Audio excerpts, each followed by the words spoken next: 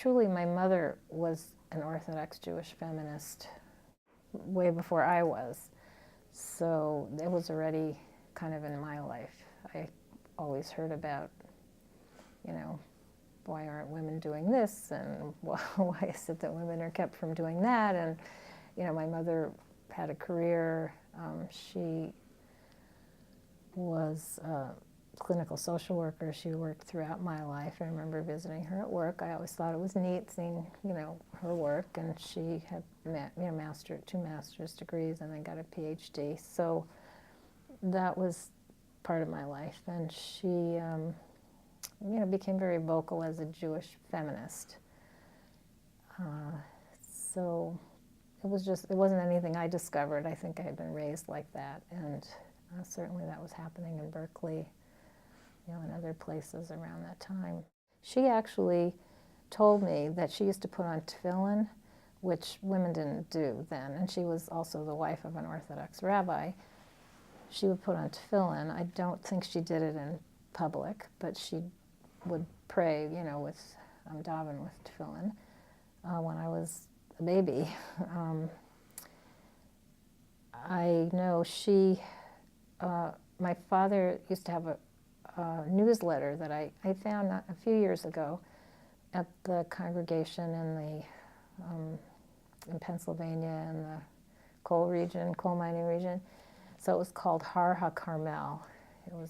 That was the name of the newsletter, and my mother used to write in there too. So they had from the rabbi and from the rebbitzin, and I found some entries where she would write encouraging women to go to the synagogue, you know, that they should participate actively. So that was even when she was, you know, 20, 21 years old. She was doing that. Later in her life, when she moved to New Jersey, and my husband and I moved like a while ago, and then she moved when she was 69, because my father was sick, so she moved with him to New Jersey, and she became active in like JOFA, the Jewish Orthodox Feminist Alliance. She studied at Drisha, which is Jewish women's learning. She really, after she retired at age 69, she wanted to devote herself to Jewish learning, but she really wanted to do the real thing. She didn't want the kind of things that were adapted for women, but she really wanted to do serious learning.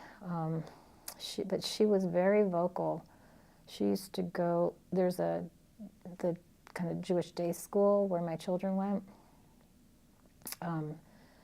I think they still don't teach the girls the same material that they teach the boys. There's separate boys and girls classes, and like the sort of serious Jewish texts, the Gemara, Mishnah and Gemara, only the boys learn that from the text. And my mother used to go to the principal and talk to him about that and say, why aren't the girls learning what the boys are learning? And she used to send him articles. I know she would give me articles. Can you make copies of these? Because I'm going to send them to Rabbi Gross. I'll mention his name. And he's still there. And she used to go. I mean, she was very vocal about it. She went to the rabbi of our congregation. They had a youth service for teenagers. And so the boys would, you know, in the Orthodox setting, the boys lead services, girls don't. So there really wouldn't be a role for the girls. And my mother would encourage the rabbi, you know, say, well, you should give the girls something to do. And he said, well, the girls don't show up. And my mother said, that's because they're not given a role. So they would have that argument. I don't know that things ever changed with that, but she had a very active dialogue with the Orthodox rabbi of our synagogue. Also at, for her 80th birthday, what she wanted to do was to give a talk in front of the congregation, of our Orthodox congregation during the services. And she was going to ask the rabbi, and she told me, she says, I'm afraid he's going to say no. And she did ask him. He agreed.